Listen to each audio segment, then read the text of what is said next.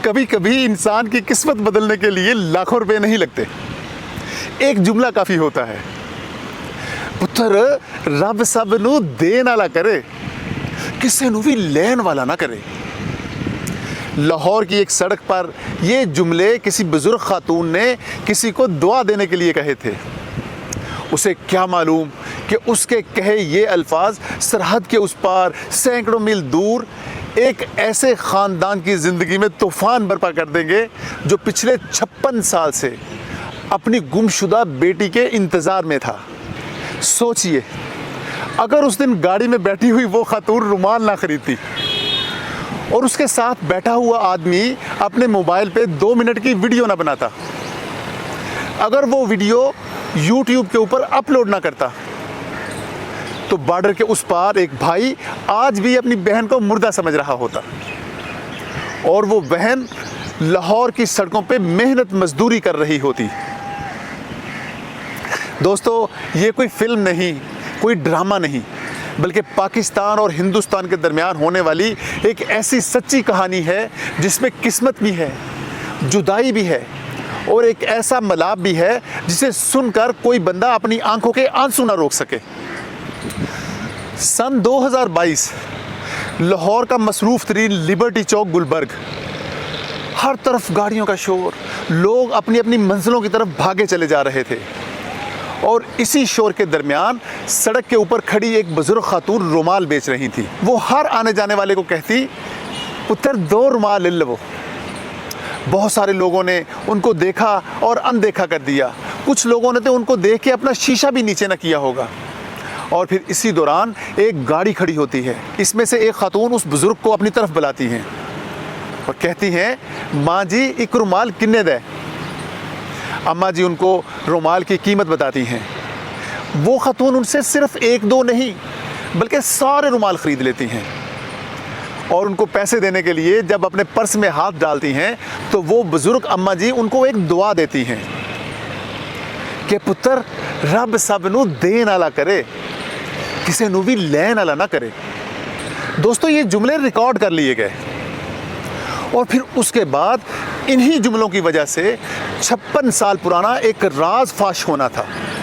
वो मुख्तसर सी video YouTube पर अपलोड हो गई, किसी ने उसे फेसबुक पर शेयर किया, किसी ने व्हाट्सएप पर आगे भेज दिया और देखते ही देखते लाखों लोगों तक पहुंच गई।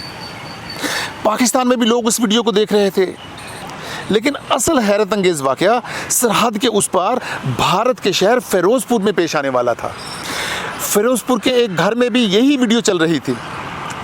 घर के अफराद खामोशी से इस बुज़ुर्ग खातून की बातें सुन रहे थे। अचानक वीडियो में वो कहती हैं कि फ़िरोज़पुर विच मेरे वालिद साहब एक खांदे पींदे ज़मींदार सन, कई मुरब्बे ज़मीन सी, घर विच बड़ी खुशहाली सी। बस ये जुमला सुनते ही घर में बैठे एक शख्स का दिल ज़ोर ज़ोर से धड़का। ये थे सरदार गुरमीत सिंह जी। उनके जहन में एक तस्वीर बार बार आ रही थी। सन 1966 उनका घर, आलूचों का बाग और बाग के साथ एक कुआं। उस दिन घर के बच्चे वहीं खेल रहे थे। कुछ देर बाद एक बहन घर वापस आ गई। माँ ने पूछा, पूंडी कित्थे वे? बच्ची ने मासूमियत से जवाब दिया, वो थी उत्थे ही खेल रही सी। घर वाले फौरन बाग की तरफ दौड़े, लेकिन वहाँ कोई नहीं था। हर तरफ तलाश की गई, रिश्तेदारों के यहाँ, करीबी देहात में, आसपास के इलाकों में, लेकिन 6 साल की वो नन्ही बच्ची कहीं ना मिली। ऐसे लगा जैसे उसे ज़मीन निगल गई हो। वो बच्ची उनकी छोटी बहन थी, जिसे घर में प्यार से पूंडी कहकर बुलाया जाता था। सरदार गुरमीत सिंह बताते हैं, मेरे वालिद ने तकरीबन 1 साल तक उसे ढूंढा। जहाँ भी खबर मिलती फ़ौरन पहुँच जाते, लेकिन हमारी बहन ना मिली। वक्त गुजरता गया मगर उम्मीद कभी ख़त्म ना हुई। दोस्तों, 56 साल गुजर गए। बहन का बचपन, जवानी और फिर बुढ़ापा आ गया। इधर भाई के बाल भी सफ़ेद हो गए, लेकिन दिल में एक उम्मीद कि कहीं ना कहीं वो ज़िंदा है। अब सवाल ये था, क्या यूट्यूब वाली अम्मा जी वाकई उनकी बहन है या सिर्फ एक इत्तेफाक है? ये फैसला जज्बात से नहीं, सबूत से होना था। सरदार गुरमीत सिंह ने अपने ख़ानदान के साथ बैठकर वीडियो बार बार देखी। फिर अचानक सरदार साहब को एक बात याद आई। उन्होंने कहा कि ਜਦੋਂ ਸਾਡੀ ਭੈਣ ਛੋਟੀ ਜਿਹੀ ਸੀ ਉਹ ਨਲਕੇ 'ਚੋਂ ਪਾਣੀ ਗੇੜ ਰਹੀ ਸੀ ਤੇ ਨਲਕੇ ਦੀ ਹੱਥੀ ਅਚਾਨਕ ਉਹਨਾਂ ਦੇ ਹੱਥ ਦੇ ਵਿੱਚੋਂ ਥਿੜਕੀ ਤੇ ਉਹਦੀ ਪਛਾਣੀ ਤੇ ਜਾ ਲੱਗੀ ਤੇ ਉਹਦੇ ਮੱਥੇ ਤੇ ਕਾਫੀ ਸਾਰਾ ਜ਼ਖਮ ਆਇਆ। मैं खुद ਉਹਦੀਆਂ पट्टियां करांदा रहा। घर के सब अफराद खामोश हो गए। वीडियो को रोका गया, तस्वीर को बड़ा किया गया और सबकी नज़रें अम्मा जी की पेशानी पे जम गई, जहां वही 56 साल पुराना जख्म आज भी नज़र आ रहा था। कमरे में सन्नाटा छा गया, सब लोग बिल्कुल खामोश हो गए। बस सरदार साहब की एक आवाज़ आई, हाय ओए रब्बा, ए ही मेरी भैन है। लेकिन अभी भी ख़ानदान जल्दी में कोई ऐलान नहीं करना चाहता था। पाकिस्तान में टेलीफोन पे राब्ते शुरू किए गए, मुतल्लका लोगों से बात हुई। सरदार साहब कहते हैं जैसे जैसे मेरी बातें होती चली गई माँ जी से, मेरा यकीन पुख्ता तर होता चला गया। और जब मैंने उनसे पूछा कि आपको बचपन में क्या कहते थे, तो उन बुजुर्ग खातून ने कहा कि सरदार जी मैनू नहीं पता मेरे नाम दा, बस मैनू इन्ना पता है कि मैनू सारे भूंडी भूंडी कहते सन ते मैं उस नां नू याद रखने वास्ते कि किते मैं अपना नां ना भुल जावां, मैं अपनी एक कुड़ी का नाम ही भूंडी रखा है। सरदार साहब ने जब ये सुना तो उनकी चीखें निकल गईं। जैसे जैसे बात की जाती रही वैसे वैसे यकीन पुख्ता तर होता चला गया। ऐसे लगता था कि 56 साल बाद किस्मत ने दोनों बहन भाइयों को एक दूसरे के दरवाजे पे ला खड़ा किया है। उधर लाहौर में ताज बीबी को शायद अभी तक अंदाज़ा भी ना था कि सरहद के उस पार कोई भाई रोज़ उनकी वीडियो देखकर रोता है और हर अरदास के बाद सिर्फ एक बात मांगता है, रब्बा अगर है मेरी भैन है तो एक बारी मैनू ये नाल मिला दे। और दोस्तों वो दुआ कबूल होने वाली थी।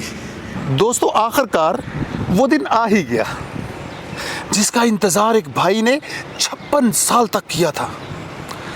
भारत से एक जत्थे के साथ सरदार गुरमीत सिंह अपनी अहलिया और ख़ानदान के दूसरे अफराद को लेकर पाकिस्तान पहुँचे। रास्ते भर शायद उनके दिल में सिर्फ एक ही सवाल था, क्या वाकई आज मेरी बहन मेरे सामने होगी? और उधर ताज बीबी भी बेचैन थी। वो बार बार दरवाजे की तरफ देखती, फिर आसमान की तरफ देखती और फिर खामोश हो जाती। जैसे ही दोनों ख़ानदान आमने सामने आए, कुछ लम्हों के लिए किसी के मुंह से एक लफ्ज़ भी ना निकला, सिर्फ नज़रें थीं जो बरसों पुरानी यादों को तलाश कर रही थीं। फिर अचानक ताज बीबी आगे बढ़ी और बुलंद आवाज़ में बोली, ओए मेरे रब्बा, मेरा भरा आ गया, मेरा ख़ानदान आ गया। ये कहते ही उन्होंने अपने भाई को मजबूती से गले लगा लिया। ऐसा लगा जैसे 56 साल की जुदाई चंद लम्हों में पिघल गई हो। सरदार गुरमीत सिंह जी भी अपने आंसू ना रोक सके। वो बार बार अपनी बहन के सर पे हाथ फेरते और कहते कि भैन हुन रो ना, हुन मैं आ गया, हुन तेनू मैं कदी नहीं छड़ांगा। और बहन ने रोते हुए कहा कि वीरा, मैं समझी सा तुसी मैनू भुल गए हो। सरदार साहब कहते हैं कि भैन कदी भरा भी भैनां नू भुले ने, बस किस्मत ने साडा इम्तिहान ज़रा ज़्यादा लंबा कर दिता सी। फिर भाभी आगे बढ़ी और उन्होंने ताज बीबी को अपने सीने से लगाया और कहा कि भैन जी तुसी होना कल्ले नहीं, असी तुहाडे नाल आ, साडा घर भी तुहाडा अपना घर है। ताज बीबी ये सुन के ज़ारों कतार रोती रही। सरदार गुरमीत सिंह जी ने एक इंटरव्यू में बताया कि जैसे ही मैंने अपनी बहन को गले लगाया तो वो बार बार मेरी पगड़ी को चूमती रही। कम से कम 10 बार चूमा होगा। ऐसे लग रहा था कि जैसे वो 56 साल का फासला एक ही दिन में ख़त्म करना चाहती हैं। दोस्तों, ये मंजर सिर्फ एक बहन और भाई की मुलाकात नहीं थी, ये वक्त की शिकस्त थी, नफ़रत की शिकस्त थी और मोहब्बत की जीत थी। सरदार गुरमीत सिंह जी अपनी बहन के लिए तोहफे लेके आए थे, वो उनके बच्चों के लिए भी चीज़ें लेके आए थे और उन्होंने सिर्फ मुलाकात पर इक्तफ़ा नहीं किया, वो पहले भी ऑस्ट्रेलिया में मौजूद अपने बेटों के ज़रिए वक्तन फ़वक्तन माली इमदाद भिजवाते रहते थे। वो चाहते थे कि उनकी बहन अपनी बाकी ज़िंदगी सुकून और इज़्ज़त से गुजारे। उन्होंने हुकूमतों से अपील भी की कि ताज बीबी और उनके बच्चों को वीज़ा दिया जाए ताकि वो भारत आ सकें, अपने आबाई घर को देख सकें और वो मोहब्बत हासिल कर सकें जिससे वो बरसों महरूम रही थीं। सरदार गुरमीत सिंह जी ने एक सवाल के जवाब में कहा कि हमारी बहन मुसलमान है, हमारे भांजे, हमारी बहुएं मुसलमान हैं, हमारे दोते मुसलमान हैं, हमें इससे कोई प्रॉब्लम नहीं, वो मुसलमान रहें, उनको उनका इस्लाम मुबारक हो, हम सिख हैं, हमें सिखी मुबारक हो, दुनिया का कोई मज़हब बुरा नहीं होता, हमें उनके मज़हब से कोई प्रॉब्लम नहीं है, बस हम चाहते हैं कि हमारी बहन को और उनके बच्चों को जल्द अज जल्द वीज़ा जारी किए जाए। हुकूमतें कुछ ऐसा करें कि हमारे और हमारी बहन के वीज़े आसानी से लगें। दोस्तों, इस कहानी में जिस जुमले ने मेरे दिल को सबसे ज़्यादा छुआ वो था कि पुत्र रब सब नू देन वाला करे, किसी नू भी लैन वाला ना करे। दोस्तों, ये वो दुआ थी जिसकी बरकत से अल्लाह ताला ने इन दोनों बहन भाइयों को मिलाया। रब कभी बड़े बड़े कामों के लिए हमेशा मोज़े नहीं करता, बल्कि छोटी छोटी बातों से ऐसी सूरत हाल डेवलप कर देता है कि लोग हैरान हो जाते हैं। दोस्तों, ये थी आज की कहानी। उम्मीद है आपको पसंद आई होगी। अगर आपने इस कहानी से मज़ा उठाया, आपके दिल को छू गई ये कहानी, तो इसको लाजमी लाइक कीजिए, इस कहानी को शेयर कीजिए, कमेंट्स कीजिए, कमेंट्स में अपने अपने वाक़यात बताइए कि क्या आपके ख़ानदान में भी ऐसा कोई वाक़या हुआ। दोस्तों, चलते चलते मैं कुछ लोगों का शुक्रिया अदा करना चाहता हूँ।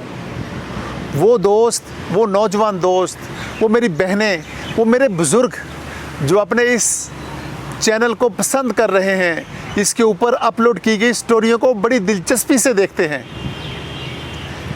मैं उन तमाम लोगों का दिल की अथाह गहराइयों से शुक्रगुज़ार हूँ कि वो मेरे किए हुए काम को ऑनर करते हैं। इजाज़त दीजिए, खुदा हाफिज़।